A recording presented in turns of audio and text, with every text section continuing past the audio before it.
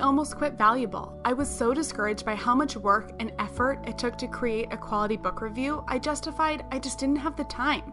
Besides, who was going to want to listen to me anyways? I'm no Tony Robbins.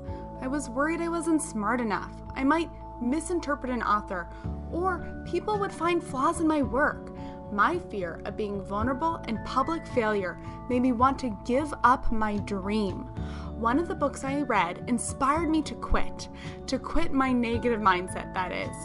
Fortunately, Valuable is all about growth and overcoming our own inner obstacles, and today we're talking about a book that inspired me to do just that, Mindset, The New Psychology of Success by Dr. Carol S. Dweck. Let's compare the two mindsets she discovered in her research. A fixed mindset individual believes their qualities are carved in stone, and they have the tendency to place concrete labels on themselves and others, labels such as I'm smart or she's stupid. The growth mindset, on the other hand, believes traits and skills can be cultivated, and they have the tendency to evaluate their current abilities, identify areas that can use improvement, believing progress is possible.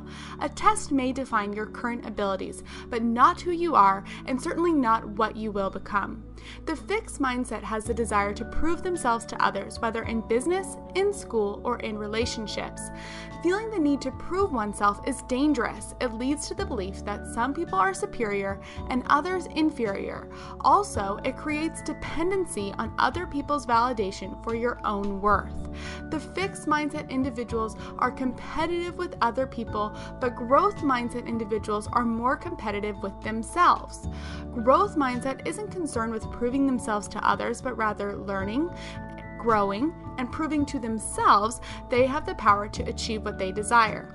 The fear of other people's negative perceptions doesn't stop them from volunteering ideas in a meeting, raising their hand in class, or opening a new business venture.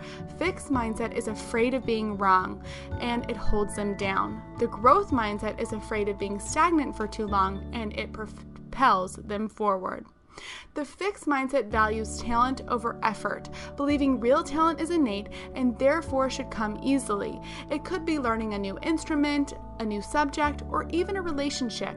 If it requires work, fixed mindset believes it just isn't meant to be, and is more likely to give up, meaning they won't be able to reach their full potential. A side effect of this thinking is what Carol calls the low effort syndrome.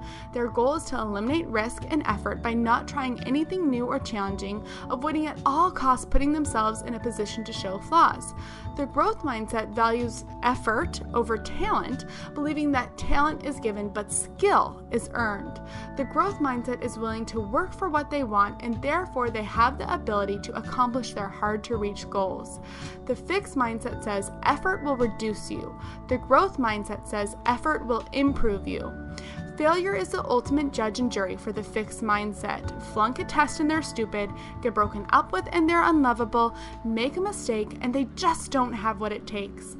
To avoid failure, they inadvertently avoid growth. They run from challenges, shrink from criticism, and even dislike or avoid successful people. Successful people are a threat that can reduce them in their own eyes. Whereas the growth mindset becomes inspired by challenges they face. They seek not just challenge, but they also are seeking out and inspired by successful people. If growth mindset fails a test, gets fired, divorced, it hurts. It's terrible, but it doesn't define them. The fixed mindset allows failure to define them. The growth mindset allows failure to refine them. Ultimately, the fixed mindset whispers you're either born with success or you're not, and the growth mindset declares success is a choice and you and only you get to choose for yourself if you will be successful.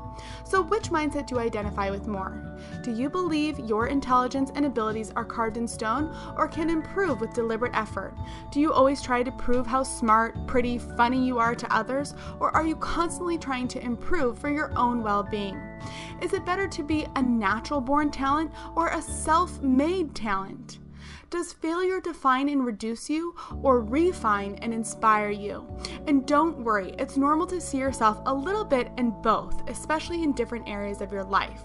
But what is most important is to recognize Carol's wisdom. She wrote, You have a choice. Mindsets are just beliefs. They're powerful beliefs, but just something in your mind, and you can change your mind. So how do you change your mindset? And don't worry, this is on the actualization worksheet.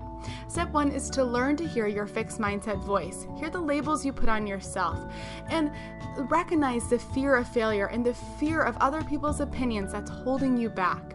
Step 2 is to recognize that you have a choice, whether it's a physical skill like skiing, or a mental skill like understanding information, or a social skill such as interacting with the opposite sex. Whatever it is, you can learn to improve from your current ability. Step 3 is to talk back with a growth mindset voice. So for example, if you fail a test, the fixed mindset says you suck, you failed the test. But that needs to change to, that wasn't easy, what else do I still need to learn to improve for the next time? Which brings us to step 4. Now we need to take the growth mindset action. So in our example of failing a test, actually study what you got wrong, even if you're not going to be retested on the material. Please do the actualization worksheet and make sure to check out my Eureka moment on praise, which was inspired by this book.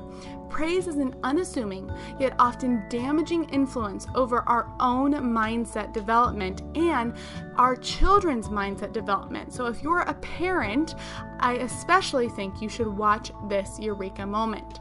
Let's end with a quote from Carol. Mindset change is not about picking up a few pointers here and there. It's about seeing things in a new way. When people change to a growth mindset, they change from a judge and be judged framework to a learn and help learn framework. Their commitment is to growth, and growth takes plenty of time, effort, and mutual support. Carol Dweck. Thank you so much for joining me. I truly hope that Valuable is providing you information that is growing your growth mindset, as well as a community that's helping you with mutual support. Now you make it a great day.